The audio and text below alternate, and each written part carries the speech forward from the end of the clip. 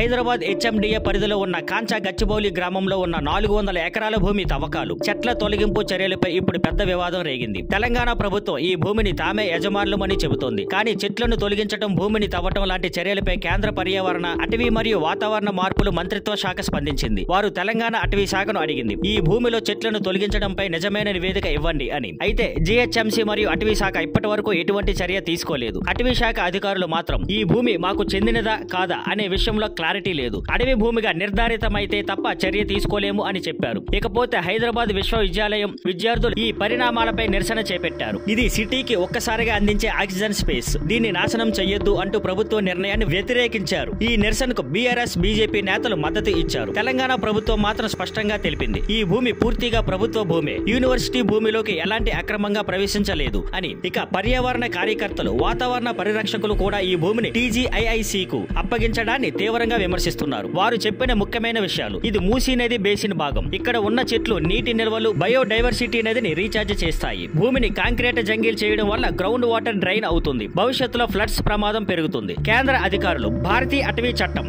వనాది నియమం, వన్య ప్రాణుల సంరక్షణ చట్టం వంటి చట్టాల ప్రకారం చర్యలు తీసుకోవాలి. అలాగే కోర్టుల ఆదేశాలకు వ్యతిరేకంగా ఏమీ జరగకూడదు అని అధికారులు ఆదేశించారు. ఇక ఈ వివాదం పెరుగుతుంటే ముఖ్యమంత్రి రేవంత్ రెడ్డి మాట్లాడుతూ, ఈ 400 ఎకరాలతో పెద్ద ఎత్తున పెట్టుబడులు వస్తాయి, ఉద్యోగ అవకాశాలు పెరుగుతాయి అని చెప్పారు. ఆయన ప్రకారం 50,000 కోట్ల పెట్టుబడి లభించవచ్చని, దాంతో లగభగ 5 లక్షల ఉద్యోగాలు ఏర్పడే అవకాశం ఉందని చెప్పారు. ఈ భూమి ఫైనాన్షియల్ డిస్ట్రిక్ట్, ఐటీ కంపెనీలకు దగ్గరగా ఉండటంతో ఇది అభివృద్ధికి మార్గం అని పేర్కొన్నారు. Thank you for watching. Please like, share and subscribe.